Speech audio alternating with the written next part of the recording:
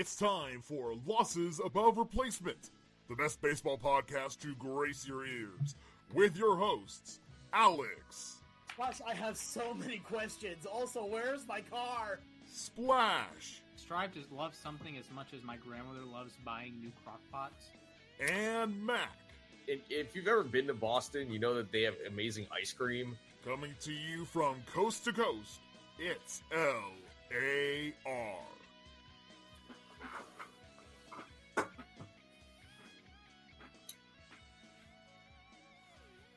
Alonso has elite raw power and led the minors in homers last year. He is not a good defensive first baseman and may be the primary beneficiary if the universal DH is instituted.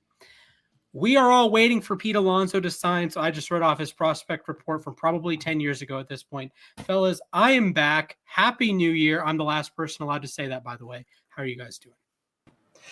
Today's an interesting day for me. I'll explain more in the moment to myself here overall, but we're rocking and rolling, moving, grooving to the beat. You know what I'm saying? I too want Pete Alonso to decide where he's going to go. I don't even care if he goes to Seattle. If he does, then okay. But to be fair, I think Seattle might be better without him right now. But that's a potential. I just want him to hurry up and this offseason to hurry up. We had nothing happen between recordings. That was. What are you talking about? Seattle signed the legendary Miles Mastrobuoni. Oh yeah, and they also got Donovan Solano. So don't let the Mariners get Donovan Solano. So and, don't tell me that Silver Slugger. Don't be telling that John Stott ain't shelling out the cash. The Mets signed, or no, they claimed a guy named Austin Warren off waivers from the Giants. So yeah, that's what's going on. It's cold. It's way too cold actually, but I'm going to Jersey this weekend for an alumni event. So yeah, doing all right. Yeah, Pete Alonso, please hurry up, man. I don't have all winter to keep waiting. It do be like that. But one thing that will not wait any longer is our first baseman rankings. Will Pete Alonso be featured? I don't know. Is Cody Bellinger going to be featured? I don't know. You should know. You should know at least part of it because you did help make your rankings. That's a good point. Have I made my rankings? I don't know. Yeah, we don't know, man. Guys, yeah, we are the most prepared baseball podcast on Spotify, on YouTube, on Apple Podcasts, and potentially on your mom's phone. Yes. Rest in peace, my mom. Unfortunately. Bill Mazeroski will not be on any list today because he's a second baseman. I was about to say, he's a second baseman. Yeah, exactly. So, folks, ladies and gentlemen, boys and girls, communists and non-communists, I listen to a Russian Revolution podcast. Very good podcast, by the way. Known Mariners fan Mike Duncan, Revolutions podcast. I'm actually going to start. I was not here last week, unfortunately. I had the sickness. I got over it reasonably quickly, which is nice. But that's good. My catcher rankings are lost to the sands of time, unfortunately. But my first baseman rankings are here, and they start with one of my favorite players in baseball. I hope he signs with all 30 MLB teams so I can watch him man the cold corner for all 30 teams. Every time I load up MLB TV, it's Walker, Christian of our Lord and Savior now, Houston Astros. Forgot about that. Elite with the glove. Probably as good of a defensive player at any position in baseball. Elite with the glove. And with the stick, oh boy, Alberto, this man brings the lumber. He's good for 30 home runs. He's good for 100 RBI. The batting average, not always there. The consistency, not always there. But when you look at the end of the season, he's going to have 30 home runs. He's going to have 100 RBI. He is going to be the best defensive first baseman in baseball. And it's as simple as that. There's no player more consistent outside of, FF5, that guy. He's pretty consistent. But Christian Walker is like just drop and give me 30, 100, and elite defense. Yeah, I also have Christian Walker at number 5. And I'll give my a couple honorable mentions right now. Pains me to do this. I don't have Pete Alonso in my top 5. As much as I wanted to put him in my top 5, when your defense is never that good and your bat is declining and you just turned 30, it's hard to defend putting Pete Alonso in the top 5. I'd say he's probably 6 or 7 for me. Then there's Carlos Santana, who's a great defensive first baseman, but his bat it's not bad. It's just not elite. But Walker, I wouldn't necessarily call him an elite hitter, but he's consistently around 20% better than league average. He'll give you anywhere from 25 to 35, maybe even more home runs. And, 3 Fangraphs WAR for the 3rd straight year. It did take a little bit of a step back this year, but he also missed some time due to injury. But you're getting a guy who will put up around 800 or higher OPS every year, will hit the ball very far and very hard. His hard hit rate was 48% this year. His average exit velocity was 91 miles per hour. That's really good. And he's a great defender. He's a 3-time Gold Glover. So I think he sort of checks all the boxes. He was on the cusp for me last year, and I think now he's firmly a top 5 first baseman. Yeah. He's not my number 5, though I will be talking about Walker a little bit later here. My number 5 on my list here is another one of my personal favorites. So again, I'm a first baseman by trade. That's my position. So that means objectively my rankings are correct. But with that being said, is a first baseman that does represent one of our teams. That's Matt Olson. Matt Olson, I think, is a fantastic first baseman. And last year didn't live up to what we know that he could be. I still know that he is a dang great offensive force, a pretty darn solid defensive first base. Is he the best? Absolutely not. There's one man that was just talked about that's better defensively. But would you put Matt Olson against basically any other first baseman? There's a reason why at the end of the 2023 season, we were basically going between who's the best between him and Freddie Freeman. He had a down year last year. I think it's going to be going back up this year. Maybe not to the elite levels he was at in 2022, 2023, but I think he's going to have an excellent year in 2025. So then I'll circle back. Then I'll go with number 4 because that's where I have Christian Walker. I love defensive first baseman. I know I am so in the minority on that, where a lot of people will just say, yeah, just put the big power guy at first, right? Like, it's fine, whatever. Playing first base has taught me one thing, and that is if you make one mistake, you are the reason why a rally starts. You are the reason why now the pitcher has to work out of the stretch and is now no longer comfortable, where being a pitcher is almost all about comfort. Your entire thing is trying to throw out the timing of the hitter. You go by your timing. Defense is huge at first base. I played a game at LLB The Show last night where I lost in the 10th inning of it because a ground ball was hit to my first baseman and he did not pick it up. And they were able to score on that ground ball. So, but that's also not to say that his offense isn't good too. He's slated to have pretty solid offensive numbers. According to the Fangraphs Steamer here, he is projected to have a 17.3 offensive WAR. Like, that's pretty darn solid here. Projected to walk at a 10% clip. Strikeout 23 is a little high. Let us see him cut down on that. But on top of it, right, he's going to be playing now in Houston, much to my dismay. He's going to have a lot more offensive opportunities to work with in Houston, I think, especially with the lineup that's going to be around him. I think he's going to have a bigger uptick. And we've been talking for a long time that Christian Walker may be the most undervalued first baseman in the league because of what he does. I think this is going to be one of the big first years that's no longer going to apply. He's going to be right there front and center. So for me, I actually have Matt Olson at number 4. And I'll say this much. I went back and forth on Walker and Olson, but I'm going Olson partially because of his track record. I mean, last year it was a real debate on whether Olson was the best first baseman or not entering the season. And this year, I think if you look a little deeper into his overall numbers, it's mainly that he had a rocky first half. His OPS was around a little over 700 in the first half, but in the second half, it was 896. And if you zoom in from July 24th onward, his OPS was 949. So you're starting to see the Matt Olson of old. All right. Yes, his strikeouts were kind of up last year and his walks were down, but Matt Olson is still Matt Olson. All right. He'll hit the tar out of the ball. He'll get you 30 to 40, or in the case of 2023, 54 home runs. I don't know if he'll hit 54 home runs again or driving 139 runs. Both of them are Braves franchise records, but I think it's fair to expect 39 again, maybe 40. And he in the second half, that was what we expected Matt Olson to look like. And he has won he's won 2 Gold Gloves before too. So I think Olsen, it was a bit of a down year for him, but we saw him have a down year in 2022 in some ways, and he bounced back with a very strong 2023, the best year of his career. So I wouldn't read too much into this year with Matt Olson. I think he's still a very, very good first baseman. So he's number 4 this year, and maybe he has a big bounce back year and he goes up in the rankings. It's kind of cluttered though, I'd say, in the top 3.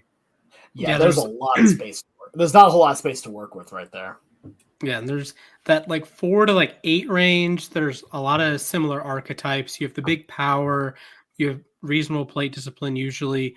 Walker's the standout defensively, but Olsen is behind him. Carlos Santana's behind him. Nathaniel Lowe, too. Nathaniel Lowe, very good defensive player. And I have Matt Olson at 4 as well. He's going to be good for 60 extra base hits or 70 extra base hits. He's going to be good for 75 walks. He's not a big batting average guy like Christian Walker, but gets on base, hits for power, reasonable defensively. Had a 2-week stretch in 2023 that he was miserable defensively. So most of Braves country was like, oh God, we have prime Matt Kemp playing first base now. This is bad. But just the power is insane. Like you mentioned, Mac, OPS over 900 in both August and September. The batted ball data is still fine. He hits the tar out of the ball. And I'm not too concerned. This is going to sound like Braves homerism.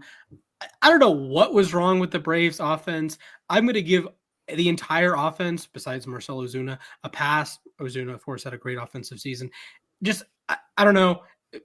They hit the ball just as hard as they did in 2023. Just the results weren't there. Just keep doing that. Keep doing good things, and good things will generally happen. And Matt Olson is no different. Definitely. One of the things I like that you brought up there was that the 4 through 8s and all that is much more wide open here. It's fairly similar to how the catchers are. We talked about it last week.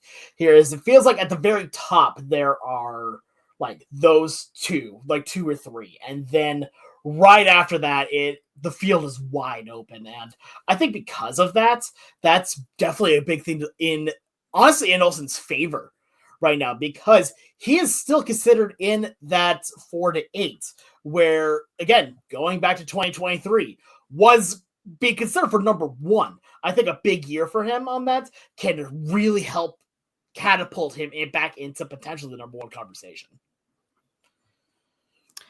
So I'll go ahead with my number 3. He was off my list, if memory serves, last year. That's Vladdy Jr. here. Big year last year, 75 extra base hits, 940 OPS, 166 OPS plus. In a lot of ways, right there with his MVP runner-up season, even though he slipped down to 6th in voting.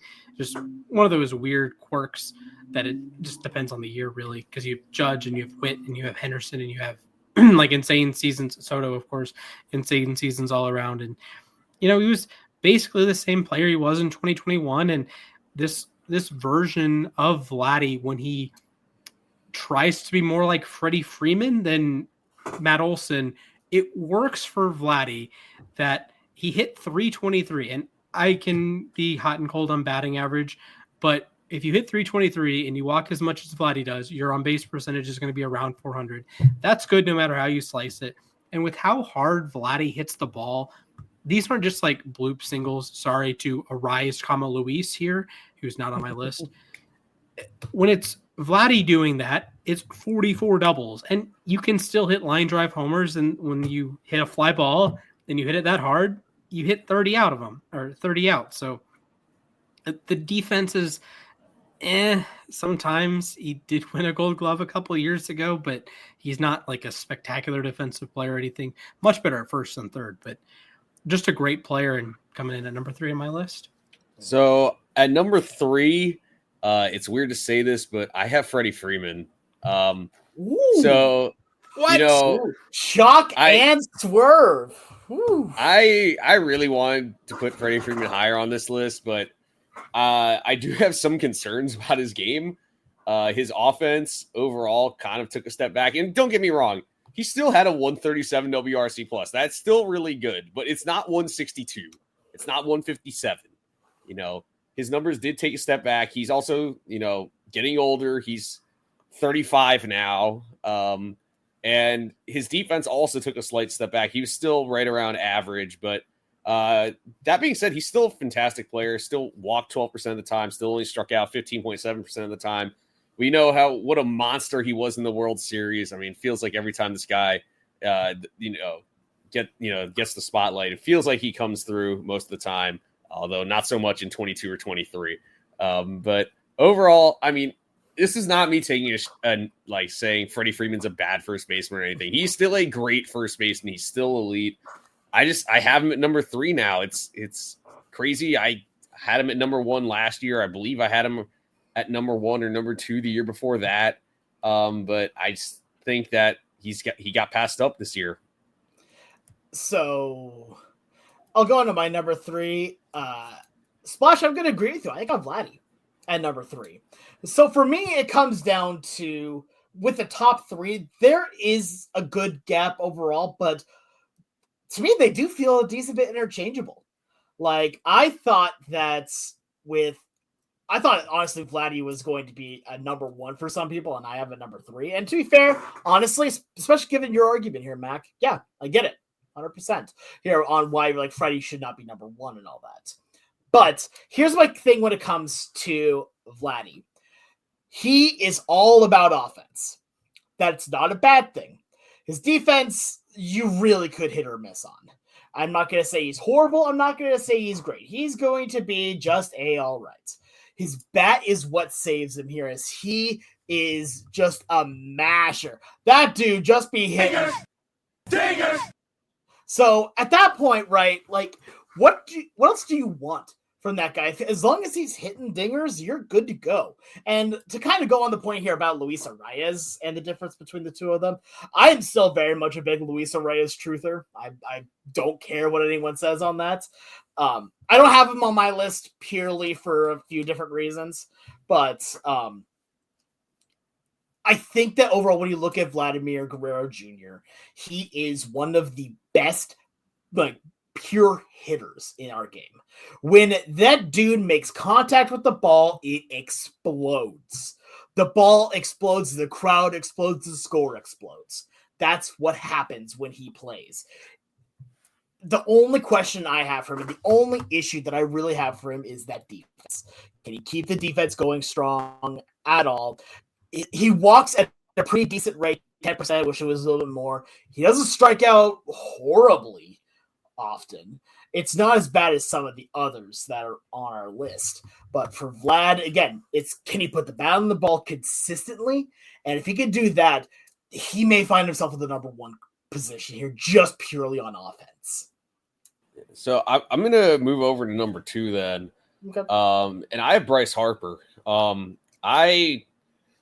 He's one of those guys where I wish he never played in the National League East, because I really yeah. I second that. Yeah, I'm so glad he doesn't play in the American League West. Dude, he crushes the Mets. He crushes everyone.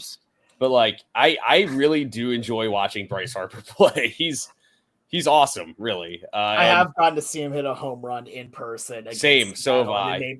Yeah, but like the one time that he plays in Seattle, I'm right behind home plate when he just cranks one to right off Miller Saucedo. I saw him hit one. I saw him hit one almost onto Ashburn Alley in center field in Philly. Like, when that dude lays into one, he hits the ball so far. Mm-hmm. But I mean, consistently, you're looking at a guy who's, he was 143 WRC plus in 23, 139, 22, and 145 this year. His bat is consistently great. I consider it elite. I had a feeling he'd make for a good first baseman, and sure enough, he did. 7 outs above average. He's a great athlete. That's the thing, is that he was a pretty solid outfielder. But unfortunately, because of the elbow injury, he can't play the outfield. I still wonder if eventually he does go back to the outfield, because Nick Castellanos, not a great defensive outfielder. Kyle Schwarber can't even play the outfield anymore. But Harper overall, catcher. Yeah, no. Harper, though, 30 home runs again this year, still walking at a solid rate, still doesn't strike out a ton, only 21%. His hard hit rate went up. Overall, just another strong year from Bryce Harper. I feel like he's almost become underrated, which is crazy to say because watching him in Washington when he first came up, it was hard for everyone to not jump on him and call him overrated. But I think because everyone was dogging on him, he became underrated in Philly. Yeah. I'll go next then. And for my number 2. Yeah, I didn't either. Oh, my bad. Yeah, Mac just immediately went to number 2. I gave my number 3. Okay. Yeah, so I'll go into my number 2, and I also have Harper. Like, here's the thing. I really was debating between Freddie Freeman and Bryce Harper. Spoiler alert for who my number 1 will be in a little bit. What? It's not Swerve. Evan White. Dude, it's not Dan Vogelback? Dude, look, I wanted it to be Dan Vogelback, but at the end of the day here, right, my number 1 is obviously, going to be Ryan Bliss of the Seattle Mariners, who doesn't play first base. So, okay, back on track. Harper, like you said, he is a phenomenal athlete. And I will come out and say that I did think he was overrated. He was very overrated for a while. And then I thought about it more. I watched how he played. And to kind of echo on your point here a little bit, he has what I like to call the Mike Trout effect, which is that people expect him to do great. So when he does, it's him meeting expectations as opposed to being great by itself here. And so people overlook that here. And that's exactly what we see here from Harper. I think that he's not number 1 because my number 1 here is, of course, the reanimated, of course, of Daniel Murphy. But at the same time, like, it's really hard between the two of them. It's really 1A, 1B on this. And when it comes to Harper, he hits the ball about as hard as you can hit it. When he hits a home run, it's a homer. He doesn't get any, it's like there are no bloops. There are no, is it going to get out of here? No, if he hits the ball in the air and it's fair, it's most likely gone. That's how he hits the ball. That's how he plays. But I love his defense as well. His defense being, with the outfielder background that he has here, that gives him so much more range at first base. He has a lot more speed and a lot more agility than you see from a lot of first basemen. I don't think I can name one that has more agility that normally plays first base than Bryce Harper.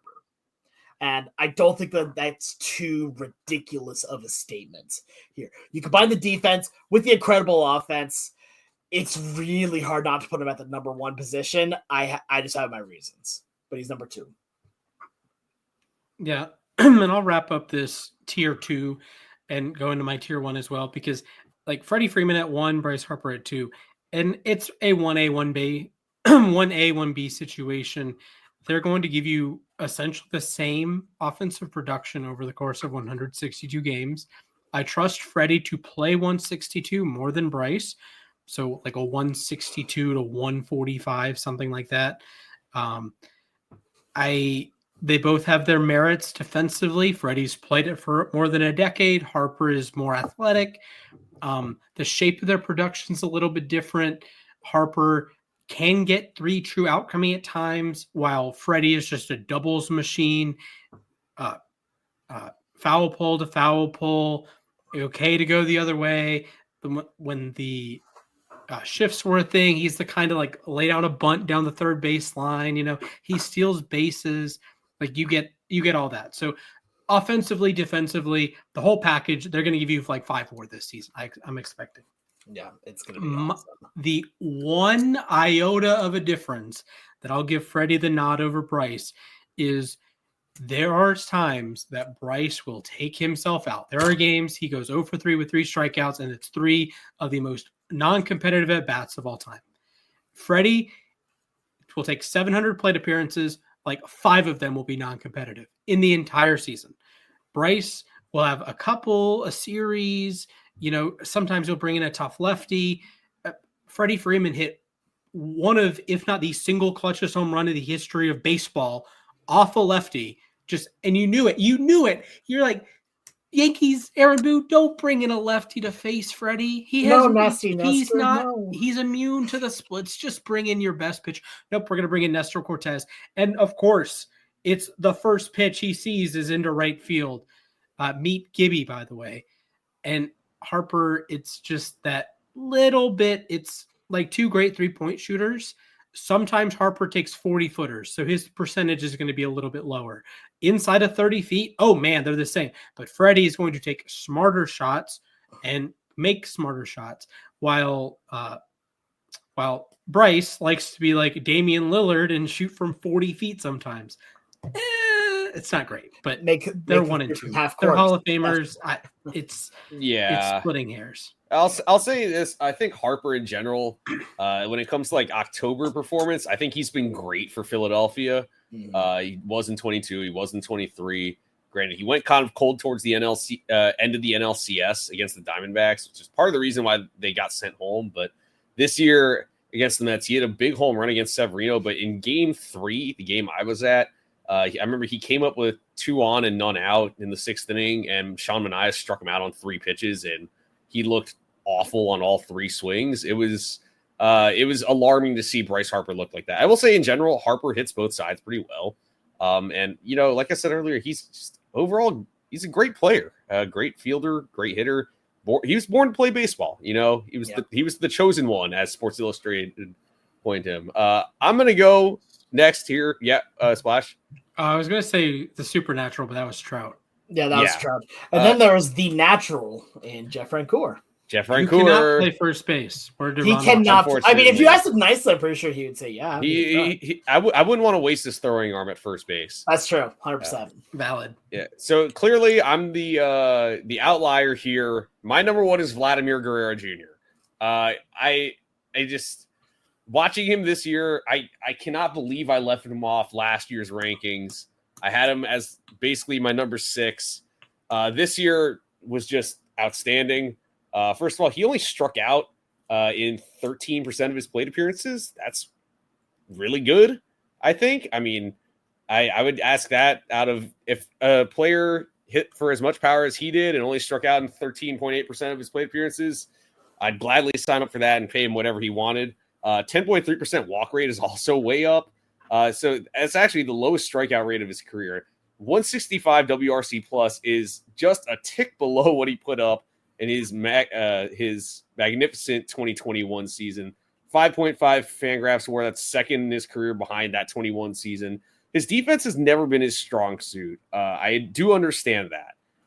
But when you hit as much as he does, I'll be honest, it is what it is. Like, you're a guy who put up a 165 WRC plus. It's the second time in his career he's done that. Not a lot of players can say they've done that twice in their career. How many people can say that they've done it twice in their first 6 years, and you're only 25 years old? So Vlad Jr. just, I think he's only getting better. That's the thing. Right. And, the Blue Jays, this is the last year they have him. If they don't extend him, I do not expect him to be on the Blue Jays in 2026. Maybe he's not even on the team this year. There are rumblings that the Mets have checked in on him. There are a couple other teams, I'm sure, that would love to get him. A lot of teams could use the first baseman, and the Blue Jays are trending in the wrong direction. So Vlad Jr. is my number 1. And honestly, I kind of expect him to be number 1 again next year. That's fair. So what I kind of want to say on this first, when it comes to Vladdy overall, he definitely has the higher ceiling. Of all of these first basemen that we're talking about, he probably has the highest ceiling. I'll also say, though, like on your Blue Jays topic like that, Bo Bichette's basically already said I'm gone too, so that makes things a lot it's tougher harder for Bichette though, because his value is at his lowest right now. Oh yeah, no, 100%. So, yeah, and Guerrero's is probably at its highest. You know what, you make a fantastic point. Anyway, my number 1 is Freddie Freeman, and I'm going to start this off with kind of a weird analogy. As a first baseman myself, I always figured myself like I was wearing a construction hat. I was a construction worker at first base, because what you're doing there is you're doing your job. When you are a first baseman, everything goes through you. If you fall apart, the team will start to fall apart around you. And it's, again, you are the first line of defense. And that is why I have Freeman at number 1. His defense, solid. Is it amazing? No. Is it still very good? Yes. Does he hit mammoth home runs? Against Nasty Nestor Cortez, yes. But no, he doesn't hit mammoth tanks. He hits, home runs that can get out of the ballpark, but he is so good about spraying the ball everywhere. He knows how to get on base, a la Billy Bean. Whether it be the walk, a double down the down the line, into the gap, a single right up the middle. When the light is shining, its brightest, Freddie Freeman brings his best. And it seems that every time that the light shines on him, he comes through like he's doing his job. It very rarely is it flashy. But you know what he does do? He wins you ball games. He gets people in position to win. He doesn't always take the credit for himself. Yes, in the World Series game he did, and that was one of the coolest moments ever. But aside from that, I don't see a whole ton of times where it's like, oh yeah, Freddie stole the show. Freddie does. No, you just know he's great. He has the ability to hit everywhere and anywhere. He can lay down a bunt if he needs to. When is the last time you see first baseman lay down bunts for hits? You don't see it.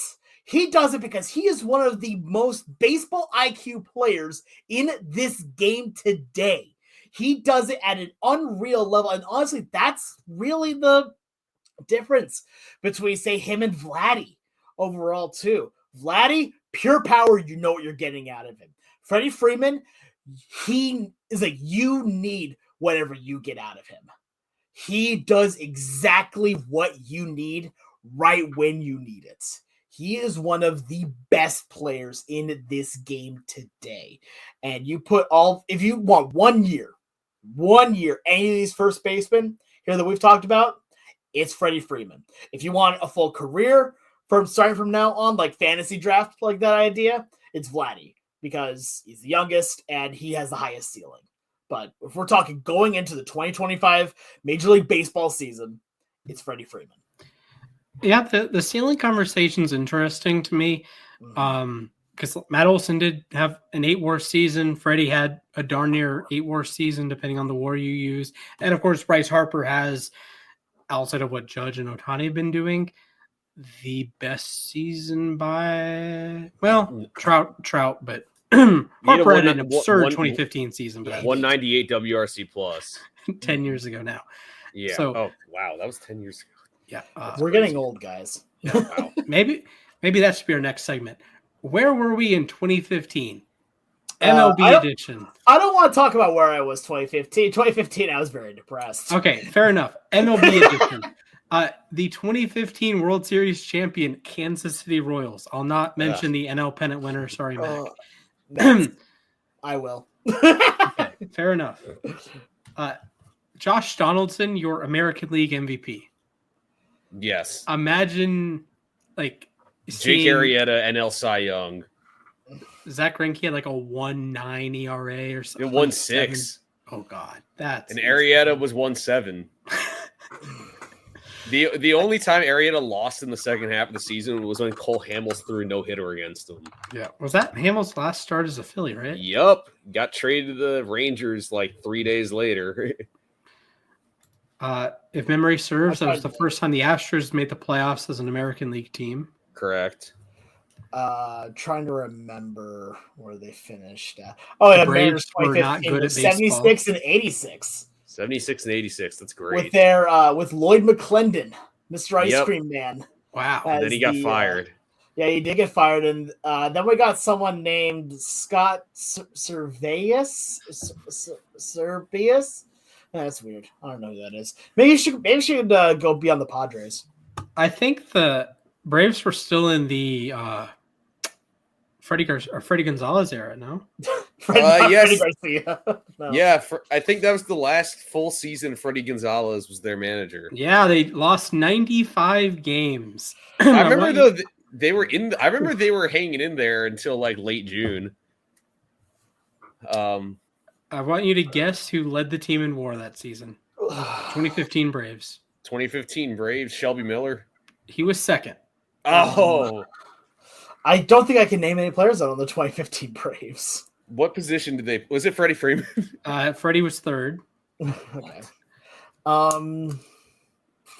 Was it? Oh wait, I think I know the answer. Say it. Andrelton Simmons. Yeah, Simba the goat. Nice. This is a wild list. Number 4 is Alex Cobb, Alex Wood. I was gonna say Alex Cobb was never a Brave. Yeah, my bad. I mixed up the Alex. Insert last name. Clark. Nick, got you. Yeah, there Clark. you go. Nick Markakis 5th, Julio Teheran 6th in a Cubs hat, by the way. Yep, Mets legend. Jim Johnson 7th, AJ Pierzynski 8th, Arodys Vizcaino 9th. That's a name I haven't heard in a long time. Yeah, Vizcaino, yeah. You got on base Jason 10th, Juan Uribe in 11th, and Matt Whistler in 12th. Uribe was like barely on the team. He got traded to the Mets after like 3 months. Yeah. Hey, he put Kelly up Johnson. He put up 0.8 WAR as a Brave.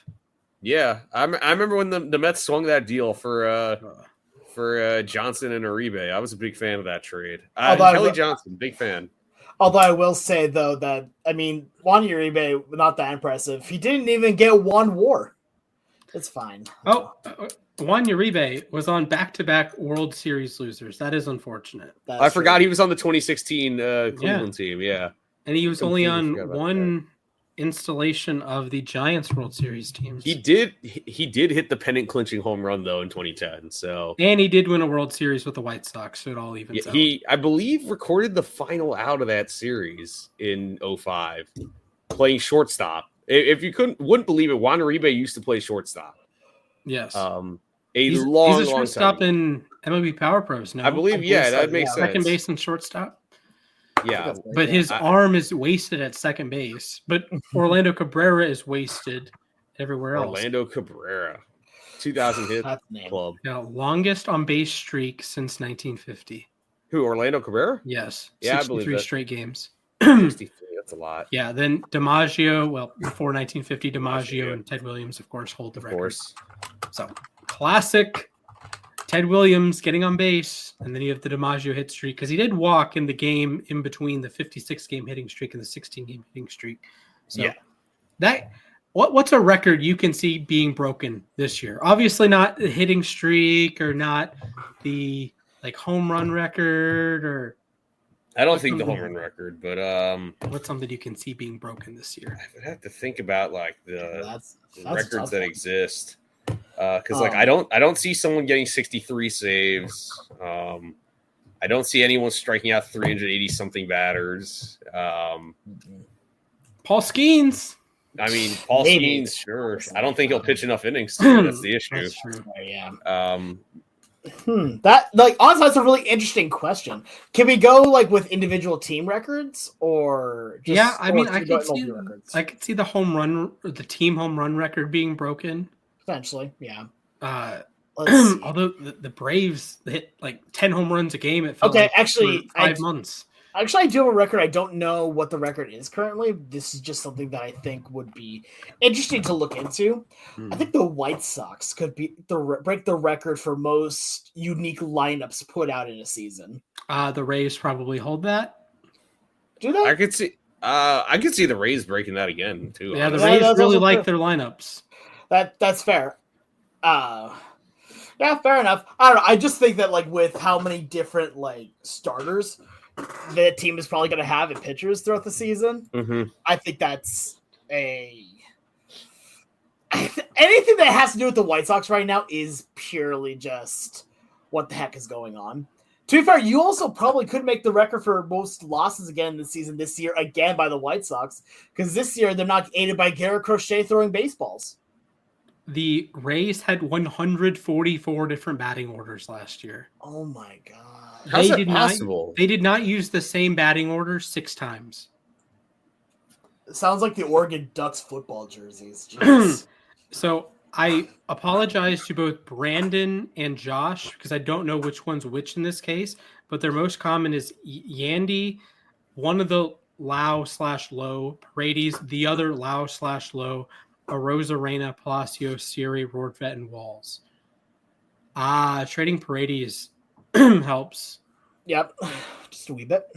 The fact that also the Rays make as many trades and a Rosarena also helps. Yeah.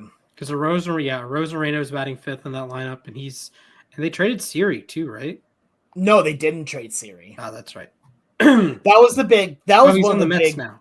Yeah, Why did they trade That him was then? one of the big bits of the not the offseason of the trade deadline last year. Is we were waiting to see where is Siri going to go, but their asking price was just way too high. Fair. Also, Brandon Lau is still like underrated, but like doesn't play enough to be underrated. Like he has a career 125 OPS plus. Yeah, no, he hits. Yeah, that's fair. For a second baseman, he hits for power, Yeah, which I mean, to be fair, there's not a whole lot of power hitting second baseman out there. Yeah, no, it's not very common. So my beloved Blau Me fantasy team that did win the league, he hit 39 homers for. So he was nice that year. Yeah, screw off, but that's a story for another time. Mac, Mr. Hall of Fame tracker's calling. He needs an update. So Mr. Weatherman turned Hall of Fame tracker man. Give us the updates. You said Carlos Beltran was over 80% in the group chat. So tell us more. Yeah, so a few more ballots have come in since. He actually dipped below 80% for a brief second, but another one got added recently. So we're at 160 ballots. Ichiro and CC Sabathia are sitting pretty. Ichiro is 160 of 160. Sabathia is at 93% with 149. Billy Wagner's looking good too. 135, so that gives him 84.4%, and Beltran's at 128, giving him a flat 80. And then Andrew Jones is at 73.8, so it's a tough spot for Andrew. After that, there's really nobody that close. Honestly, I'm looking at it. I'll be completely honest. I do have the Hall of Fame tracker bookmarked for the time being. By the way, that's a very nice baseball card. Alex is showing. Alan McGinter. Yeah, this is. I got it at my little Fred Meyer store because they had the packs for 14 cards for $5. That's a pretty good deal. Honestly, nice. Solid deal. Yeah. So got the little mini Andrew Jones because his chances are slim. No, I'm kidding. He's got a good chance. I will say I think Wagner is looking good this year. I really do. Obviously, I think Suzuki and Sabathia are slam dunks. Beltran's going to be close. The thing is that Beltran's been gaining in recent days. For a while, he was under 75, and then he was holding it like 76, 77. But seeing him get to 80 today, I'm not saying that he's a lock to get in, but I think it could happen. I remember this is how it looked for Scott Rowland a couple years ago, and he ended up getting in by it was a close margin, but he ended up getting in. Wagner missed by 5 votes last year. He's gained 8 votes from voters this year. He's getting in this year. So I really hope this is his final year on the ballot. He's one of my favorite pitchers of all time. I think if Wagner and Beltran were to get in the same year, that'd just be like the little version of me, like, I don't know, 7-8-year-old me would be going crazy for this. Because those two guys were like two of the best players on, I think, still my favorite Mets team of all time, the 2006 Mets. So I hope they both get in this year. Yeah, and Beltran looked like a Hall of Famer. Like, you watch his career, he looked like a Hall of Famer. Billy Wagner looked like a Hall of Famer. These aren't, with all due respect to Scott Rowland, these aren't the Scott Rowland cases. These aren't, if you looked back, Bobby Abreu case, right? If you drop yourself in the middle of their career and watched him play a baseball game, you're not questioning if Carlos Beltran's a Hall of Famer.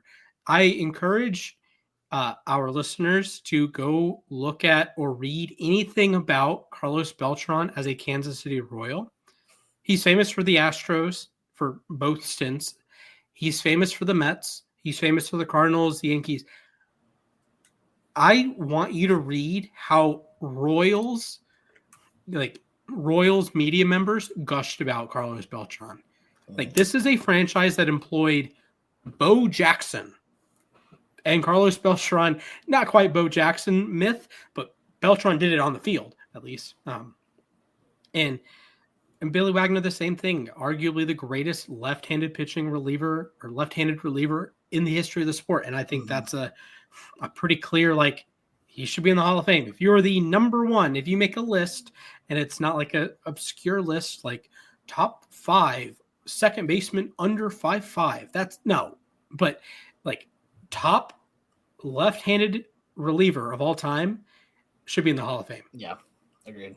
I only have one request of this Hall of Fame class, just one. And that is that Ichiro Suzuki becomes the second unanimous Hall of Famer first ballot. And this is another guy. Just you watch Ichiro play baseball, Hall of Famer. You just watch, well, as a Mariner at least, you watch a Ichiro Mariners game. He looks like a Hall of Famer. CC, you can argue with CC. I think you can say he ended up being more of an accumulator. The 3,000 strikeouts, the 250 wins. He had the one Cy Young year. That's great. He had the one World Series. That's great. He had the run with Milwaukee. But Ichiro looked like a Hall of Famer. Mm-hmm. Andrew Jones looked like a Hall of Famer. Like the 434 home runs, 10 gold gloves.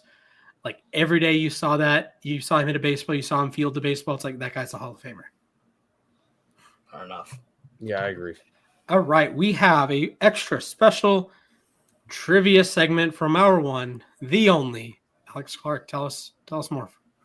I mean, no, it's not. Actually me. Oh, we got a wool pulled over our collective eyes. I should probably do a better job of reading group chat text messages. Mac, you may proceed. Alex, all right. Stop laughing. I can't. All right. Well, I'm sure, as everyone expected, we are running back one of my old trivia segments. So yeah, we are gonna. Alex had said last week that maybe he wanted to do this segment, so we're gonna do it this week. Who did he play for? First base edition. So all first basemen. I have 9 first basemen and then a tiebreaker in case we do have a tie. And we are gonna go one by one. You're gonna tell me if they played for a certain team. So I need you guys to pick a number between 1 and 20. Alex, you go first. Edgar Martinez, 11. All right, Splash. We're going to go with 5. The correct number was 13. So, Alex, do you want to receive or do you want to defer? We're gonna receive on this one. That didn't work for the Steelers, by the way. So it did not. So, all right, you ready? Your first player is Albert Pujols, El Hombre.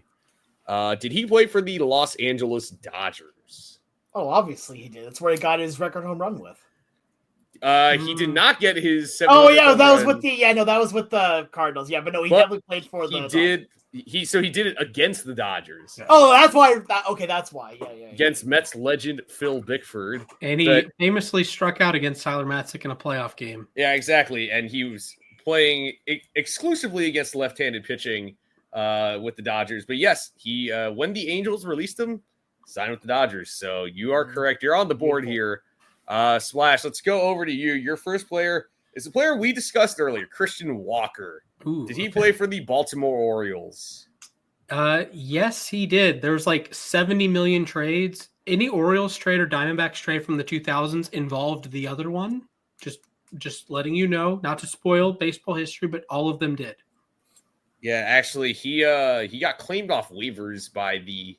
This is actually a pretty crazy transaction history. He was a 4th-round pick by the Orioles. He did debut with them, yes.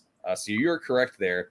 It's actually the Braves got him on waivers in spring training of 2017. Then they put him on waivers, and the Reds got him. And then they put him on waivers again, and the Diamondbacks got him. So, Christian Walker. Then he obviously he's been walking around all the different teams. Yeah, exactly. And then, in 2019, he really had a breakout season. So, yes, you are correct. Christian Walker did play for the Orioles. Let's move on. Alex, your player is Joey Votto. Did he play for the Toronto Blue Jays? No, he did not. Correct. He played for them in spring training, not in the regular season. So one at bat, right? Yeah, he hit a home run in his first at bat, and then all of a sudden he got injured and he retired. So, yep, Joey Votto's legendary Blue Jays tenure. I mean, to be fair, that's an incredible tenure. I mean, that's a 1,000 batting average, 5,000 OPS. Yeah, I went to spring training hoping Joey Votto would be in the lineup for the Blue Jays, and by then he was already hurt. So, let's move on. Splash. Your player is Mark McGwire, Big Mac. Did he play for the San Diego Padres?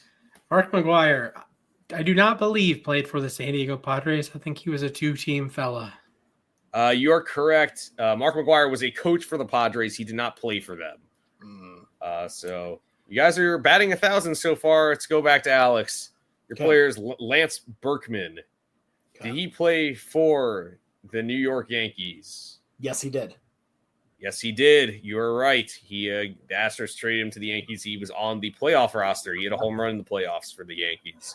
That's why I remember. I remember like some like blurry footage of it or something, but yeah. Yeah, in 2010. So let's move on. Yeah, the blurry years of 2010. Yeah.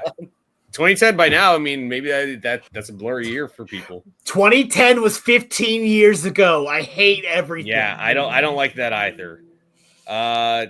Splash, your next player is Prince Fielder. Did he play for the Texas Rangers? Yes, he did. He wore 84, which is a hideous baseball number. It's beautiful. What are you talking about? It's a disaster of a baseball number. It's a great NFL wide receiver number, though. It's bare basic. Only for Randy Moss. Yeah. Randy Moss owns that number. Yeah. Yes. You 81. You are correct, though. Prince Fielder played for the Rangers until the end of his career. 3-3. Wow, you guys are still doing pretty well at this. Let's move on. 3-3. 3-3. Okay. This one might get challenging, I think. All right, let's see it. Alex, your player is Fred McGriff. Ooh. Did he play for the Philadelphia Phillies? No. You're correct. He did not play for the Phillies. Nice. Played for the Braves. He played for the Cubs. He played for the Devil Rays, Padres, Dodgers. Never played for the Phillies. Did you say Cubs? Yep, Cubs. Okay, Cubs. But obviously he's best remembered as a Devil Ray. Yeah, 100%. One of the only like legendary player in the Bigs 2 that had no doubt home run. Oh wait, no, sorry, no, excuse me, no, that was I just lost his name. McGriff wasn't active by that point. No. He's just a legend. But he was That's a legend. a legend, yeah. Oh, okay. What was his name? I just lost it. Famous Kirk Gibson. There we go. Kirk Gibson. Yeah, okay, that makes sense. He had no doubt homer. Yeah. Yeah. McGriff was actually an original Devil Ray because he was on the '98 team with Wade Boggs, another guy who's definitely best remembered as a Devil Ray. Yes. Rest in peace. Anyway, let's move on. Splash, your player is Ryan Howard. Ooh. Okay. Did he play for the Colorado Rockies? I believe Ryan Howard only played with the Philadelphia Phillies. So what's your answer? No, only on the Phillies. You are correct. In the majors, he only played on the Phillies. In the minors, in 2017, after the Phillies declined the option on the last year of his contract, he did briefly have stints in the Rockies and the Braves organization, but he only put up a 575 OPS in AAA and retired after that. Not going to cut. Ryan Howard, though, legendary power hitter for the Phillies. Yes. 382 homers in 13 seasons. All right, 4-4. 4-4. And we're getting down to 7 years ago. Getting down to the end of this. Let's go, Alex. Is this a tiebreaker or is this the? So I realize now that I'm trying to figure out how to do this because it's 4-4, and obviously if Alex gets this, it'd be so. What I'm gonna do is, we're gonna see what happens here. If you get it, the next one will be the tiebreaker. But if you guys both get your players right, I'm gonna have another tiebreaker for you guys. Okay. Sure. Good. All right. So Alex, your player is Carlos Delgado. Okay. Did he play for the Florida Marlins? Yes. That is correct. He did play for the Florida Marlins. I know my first baseman. I am putting the pressure on you, Splash. Do I know my first baseman? All right. Splash, your player is Mark Teixeira. Ooh, text, sends his text message, Yeah. Did he play for the Los Angeles Angels of Anaheim? Yes. Mark Teixeira actually received MVP votes as a member of the Angels. Yes, you're correct. He was a monster on the 2008 Angels. Driven 43 runs in 54 games and put up 3.7 baseball reference WAR in those games. With an 1,081 OPS. Then he walked it. So the most important part is he became half of Mike Trout. Yeah, exactly. True. He did. I don't remember if he was the first or the second. Trout was the second one, but I don't remember. Randall Grichuk was the first one from the If Mets. Teixeira was the first or the second one, but yeah, they lost K-Rod to the Mets, and so they took Grichuk with that pick, and then took Trout with the Teixeira pick. There you go. The more you know. All right, so my tiebreaker, I think, is the most challenging one here. So do we want to do like we text you? Like yeah, so you guys are going to text me. I'm going to give you the player and the team, and then we'll go from there. If one of you gets it right, you're the winner. If you guys both get it right, you guys are both winners. If you guys both get it wrong, I don't know what to tell you. So here is the player. The player is Jeff Conine. Ooh, Mr. Marlin. Did he play for the Marlins? The New York Mets? Ooh. You guys can text me your answer. Texted. I gotta think. I don't. I got my answer in immediately, so fair enough. let me find Impressive. Mac. Where is Mac? I don't know, man. Where am I? That'd be really bad if my phone died right now. Actually, Mac is in his bedroom. I am in my bedroom. It's like, where's Waldo? But where's Mac? All right. Well, I got two answers here, and are they the same or are they both different? They're the same. Good job. You guys are both right.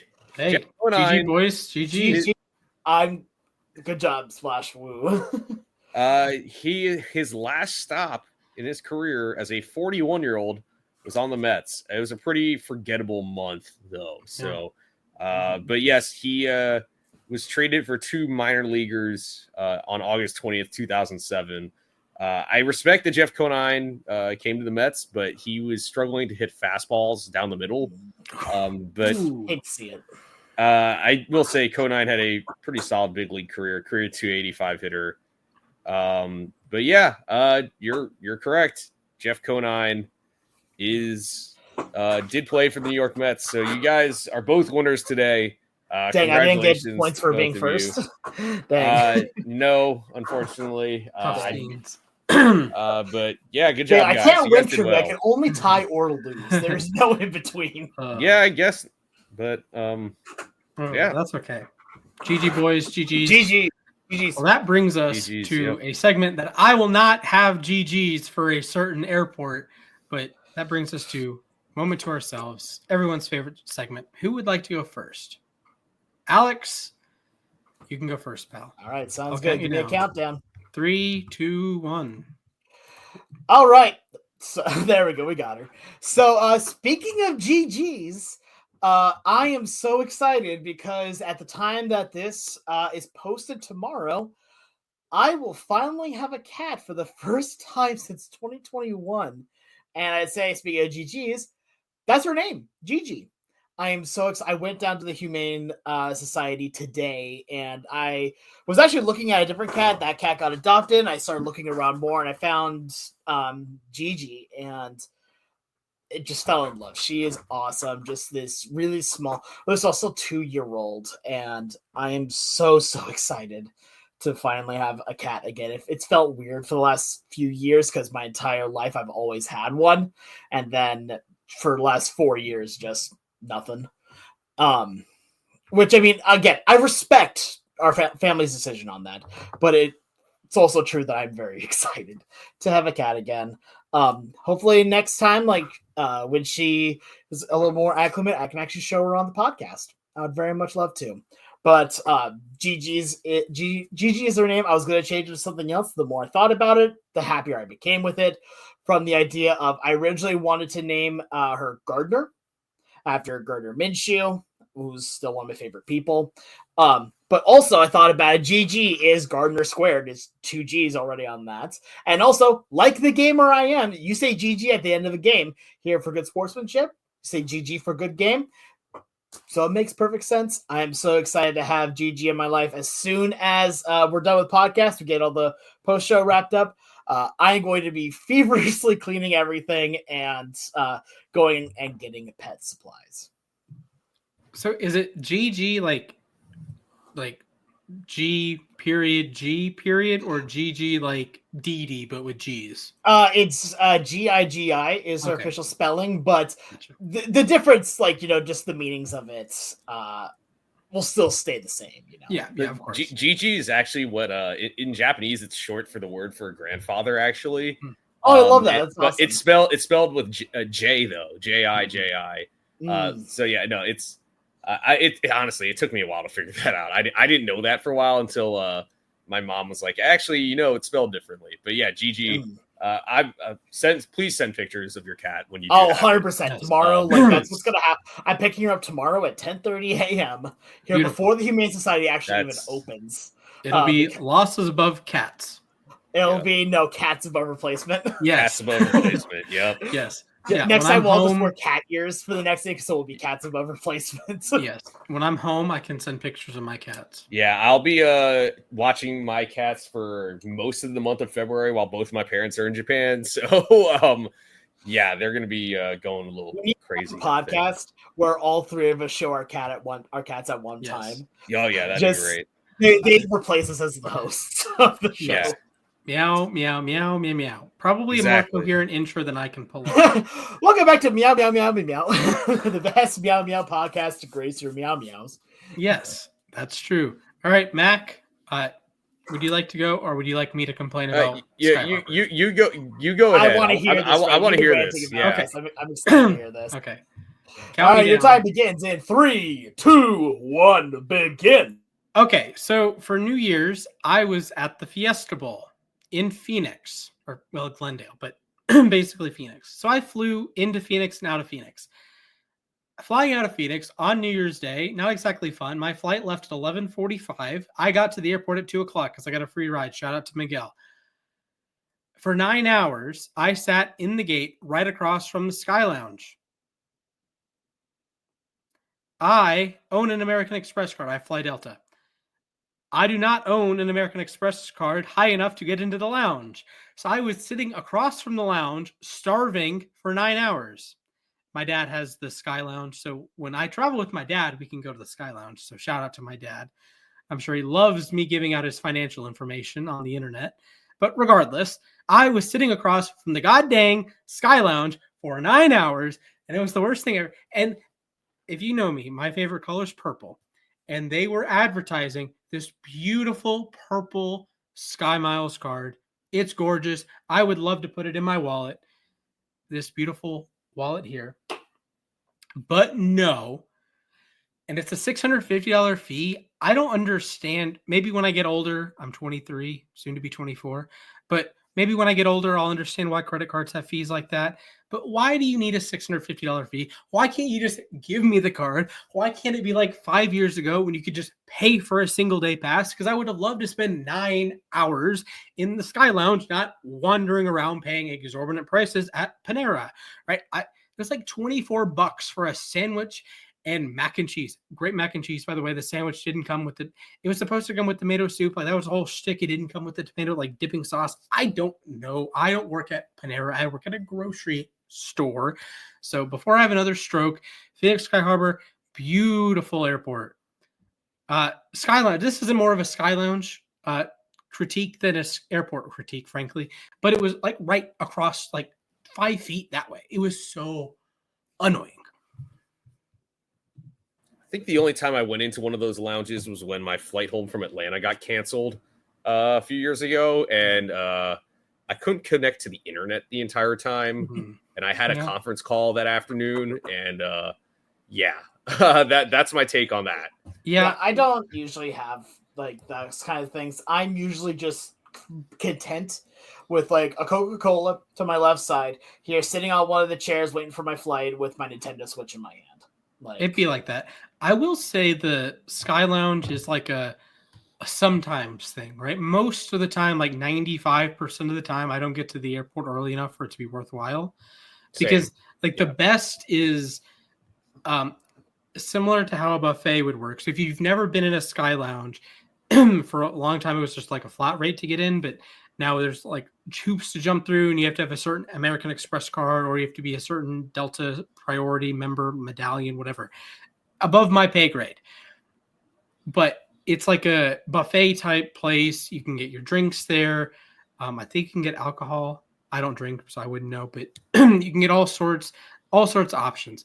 The kicker is it's just cheaper than being at an airport, because airports will charge you $7 for air you breathe, basically. Yep. So that's the value in that. The value is you're in a buffet, and if you have a long layover, or I got there at 2:00 for an 11:45 flight, I don't want to buy from 3 different restaurants and spend $100. Let me just eat at this one place throughout the day. A little bit here, a little bit there, not health wise, not great, but money wise, phenomenal. Yeah. Mac, I've yapped enough. It is your turn, my friend. All right, let's go. All right. 3, 2, 1. Yeah, I just want to talk a second about Mike Tomlin. As obviously you are all aware, the Steelers tripped and fell from 10-3 to losing in the first round and losing basically every game. Basically they lost every game down the stretch. All right. And I get why fans are frustrated right now. Okay. Their last playoff win was 8 years ago today. As of this recording, January 15th. That was my junior year of high school. For those wondering, I was 16 years old at the time. I am 24 going on 25 now.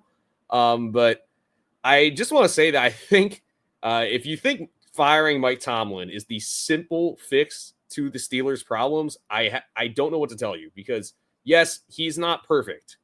I'm not saying he's an amazing coach. I'm also not saying he's the worst coach of all time, the way people describe him. All right. Yes, this year was frustrating because they actually had quarterbacks and they probably chose the wrong one. With all due respect to Russell Wilson, Justin Fields, I think, was the answer. I don't know why they benched him, but he also got the team to the playoffs in a year where their quarterback room was Mason Rudolph, Kenny Pickett, and Mitch Trubisky. All right. To me, that's like the equivalent of AJ Hinch getting the Tigers to the playoffs this year with that lineup. So before everyone jumps on Mike Tomlin for his lack of playoff wins, I understand he has not won a playoff game in 8 years, but let's put it in perspective. When we compare him to Doc Rivers, let's look at the talent level that the Clippers and the Sixers had compared to the talent level that the Steelers have had. I understand they are completely different sports, but let's put that into perspective. All right. I don't think it's entirely his fault. Should Arthur Smith be an offensive coordinator? I don't know. Should Terrell Austin be the defensive coordinator? Maybe not. Maybe Arthur Smith will get the Jets job. Let's be real. But I just think that while maybe it would be the right move to move on from him, I think we're being a little too harsh on him. Yeah, Tomlin's in a weird spot because early on in his career, I thought he was really overrated. Like those were coward teams. Yeah, no, I wouldn't. And then you have Hall of Fame quarterback, a top 5 receiver in the history of the sport who might not make the Hall of Fame because of off the field stuff.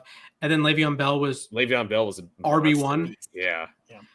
And you didn't win enough with them, but now you're like, he's pulling them up to a 9-win season every year, 10-win season every year. So it's weird. Of course, the Ravens ran for 299 yards, which I was arguing in the group chat is more embarrassing than 300 round, because like they showed restraint to not get I don't know. That was just the best drive in the history of the Ravens franchise is 13 runs, 0 passes against the Steelers in the playoffs. I don't make the rules. That's the best thing I've ever seen in my entire life. The best thing you might see in your entire life is the end of this podcast, because I've been clunky, but that's okay. I'm actually going to do a proper outro this time. Make sure you follow us on Twitter at LAR_baseball. Follow us on Instagram, YouTube. Drop a 5-star review on Apple or Spotify or Stitcher. That's a podcast platform per source. Wherever you get your podcast, you can find us. If you want to follow more of us, because why not, you can follow Alex at the Sports Guy 242 on the Bird app. You can follow Mac on the Bird app at Mathias_A_K. And you can follow me on the Bird app at Mr. Splashman 19. And for all of us at Losses Above Replacement, remember, hammer Ravens moneyline. Don't actually hammer Ravens moneyline. I have no idea who's winning that game. Peace out, friends. Peace.